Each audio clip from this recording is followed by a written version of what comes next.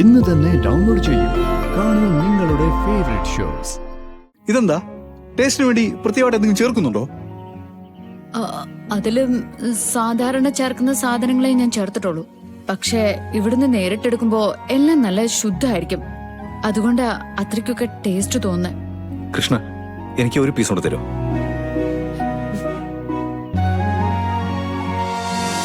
മണിക്കുഞ്ഞെ, താൻ പറഞ്ഞത് ശരിയാടോ. വിഷമില്ലാത്ത എന്തെങ്കിലും കഴിക്കണമെങ്കിലേ ഇതുപോലെ ഗ്രാമപ്രദേശങ്ങളിൽ തന്നെ വരണം. ഓ, സാറ് പറഞ്ഞ ശാസ്ത്രം, ഞാൻ പറഞ്ഞ അത് തല്ലിപ്പുള്ളി വർത്താനം. ഇതെന്തൊക്കെയാണ് സാറേ ഇവിടെ നടക്കുന്നത്? നവീനെ, ഇയാള് തനിക്ക് പറ്റിയ കൂട്ടാ. ഇതുപോലെ വേറെ ഒന്നും ഉണ്ടോ? ഒരെണ്ണം എടുക്കാൻ. എവിടുന്ന സാറേ, ഇതൊക്കെ റയർ പീസല്ലേ.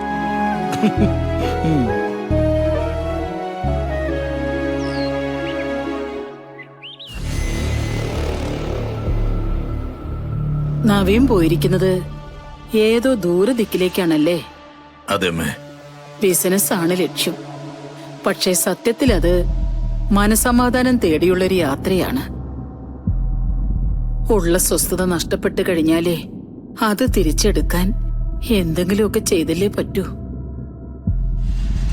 അവന്റെ ചിരിയും കളിയും ഒക്കെ ഇനി എന്നാ തിരിച്ചു കിട്ടുക? അവൻ വേദനിക്കുന്നത് കാണുമ്പോഴൊക്കെ അതിന് കാരണക്കാരൻ നമ്മളാണല്ലോ എന്നുള്ള കുറ്റബോധം വല്ലാതെ വേട്ടയാടിക്കൊണ്ടിരിക്കുക.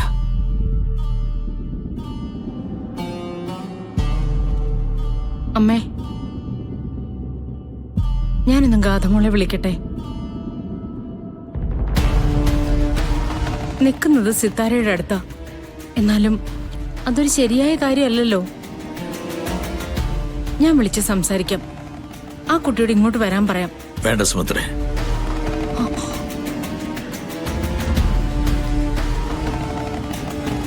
ഗാഥയുടെയും നവീന്റെയും വിവാഹം കഴിഞ്ഞിട്ട് വളരെ കുറച്ച് നാളുകളിലേ ആയിട്ടുള്ളൂ. ഇതിനിടയിൽ പലതവണയായി ഗാഥ മോളുടെ പണയും പോക്ക്. മനസ്സിന് സുഖമില്ല, നാഗഭയമുണ്ട്. ഇതൊക്കെ ശരി തന്നെയാ. പക്ഷെ അതിന്റെ പേരിൽ കാണിച്ചു കൂട്ടുന്ന മുഴുവൻ കാര്യങ്ങളും അംഗീകരിക്കാൻ പറ്റുമോ? നന്ദേട്ടാ, അങ്ങനെ പറഞ്ഞാലോ? ഈ മനസ്സിന്റെ അസ്വസ്ഥതയും നാഗഭയവും ഒക്കെ തുടങ്ങിയത് ഇവിടെ വന്നതിന് ശേഷം മാത്രമല്ലേ? അപ്പൊ നമുക്കല്ലേ കൂടുതൽ ഉത്തരവാദിത്വം? എന്നാലും വിളിക്കുന്ന ഒന്ന് ആലോചിച്ചിട്ട് മതി. മക്കളുടെ വാശി നമുക്ക് കാര്യമാക്കണോ? എല്ലാം പറഞ്ഞ് തണുപ്പിക്കേണ്ടത് നമ്മളല്ലേ? ഇപ്പൊ വിളിക്കണ്ടെന്നല്ലേ പറഞ്ഞത്? നവീൻ വരട്ടെ. അവന്റെ ജീവിതത്തിന്റെ കാര്യമാ. അവന്റെ തീരുമാനം എന്താണെന്നൊന്ന് അറിഞ്ഞിട്ട് മതി നമ്മുടെയൊക്കെ ഇടപെടൽ.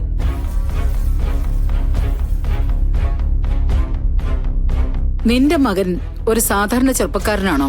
അല്ലല്ലോ. ചെയ്യുന്ന ജോലികളിലെല്ലാം കഴിവ് കാണിക്കുന്നവനാ. എവിടെ ചെന്നാലും ഒന്നാം സ്ഥാനത്ത് നിന്നവനാ. അവന്റെ വിവാഹ ജീവിതത്തിൽ നടക്കാവുന്ന കാര്യങ്ങളാണോ നടന്നുകൊണ്ടിരിക്കുന്നത്? അമ്മ എന്താ ഈ പറയുന്നത്? ഇനിയിപ്പം നന്മയും തിന്മയൊക്കെ നോക്കിയിട്ട് കാര്യമുണ്ടോ? നോക്കേണ്ടത് നോക്ക് തന്നെ വേണം. പിഴവ് പറ്റിയിട്ടുണ്ടെങ്കിൽ അത് തിരുത്തണം. അതുകൊണ്ടാ ഞാനും നന്ദനും പറയുന്നത്, നവീൻ എന്താണോ തീരുമാനിക്കുന്നത് അവന്റെ ജീവിതത്തിൽ അത് നടന്നാ മതി. നമ്മളായിട്ട് ഇനി ഒന്നിനും നിർബന്ധിക്കണ്ട. എന്റെ അഭിപ്രായവും അത് തന്നെയാ. തൽക്കാലം ഗാഥമോൾ അവിടെ തന്നെ നിൽക്കട്ടെ. ഓ, അത് ശരി. അപ്പോ എല്ലാവരും അവളെ മനസ്സിൽ നിന്ന് തൂത്തു തുടച്ചു കഴിഞ്ഞു. അയ്യോ, ഇനി മനസ്സങ്ങനെ മാറി അവളിങ്ങോട്ട് ഫോൺ വിളിച്ചാലോ? ആ, അത് സംഭവിക്കാൻ പാടില്ല. അതിനുള്ള വഴി എന്റെ കയ്യിലുണ്ടല്ലോ.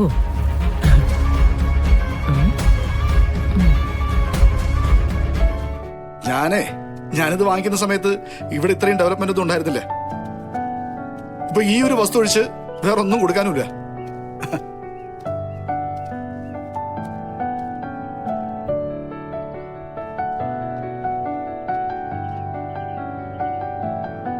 കൃഷ്ണേ, ഞാനൊരു കാര്യം ചോദിച്ചോട്ടെ? ചോദിച്ചോ.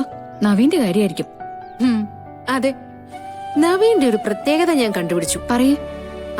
നവീനെ ആൾ അസലൊരു മാന്യന.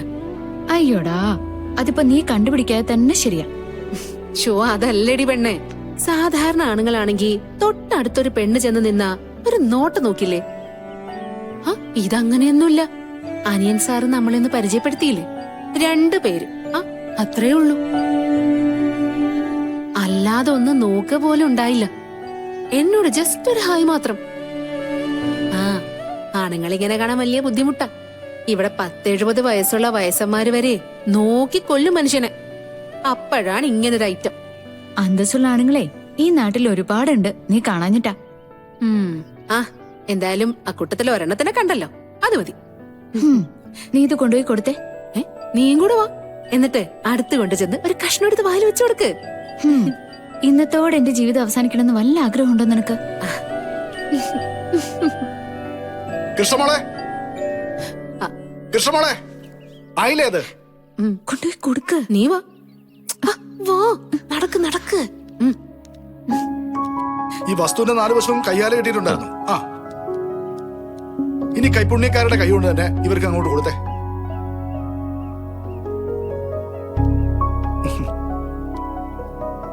Thank you.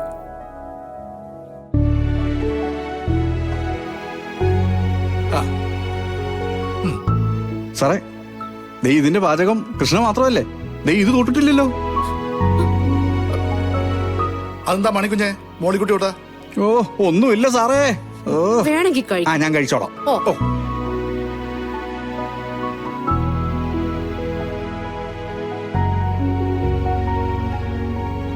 വാവ്, സാർ പറഞ്ഞപ്പോ ഞാൻ ഇത്രയും പ്രതീക്ഷിച്ചില്ല കേട്ടോ.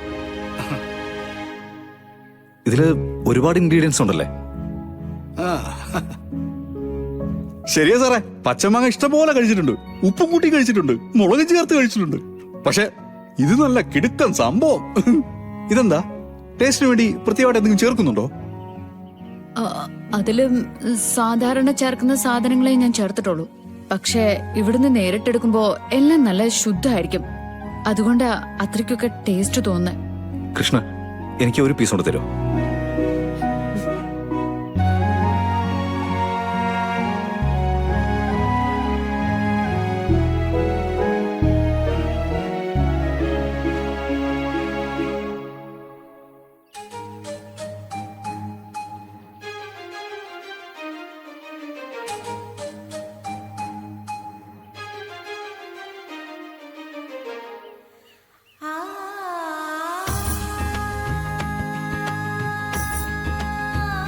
അനിൽ സാറേ, ഞാൻ എപ്പോഴും പറയാറുള്ള ഒരു കാര്യമുണ്ട്.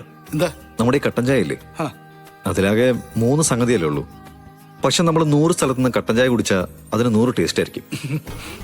അതിലെ ഏതെങ്കിലും ഒന്ന് നമ്മുടെ നാവിൽ അങ്ങനെ ഒട്ടിച്ചേർന്ന് കിടക്കും. ഏകദേശം അതുപോലത്തെ ഒരു സംഭവമാണ് കൃഷ്ണയുടെ ഈ പ്രോഗ്രാം.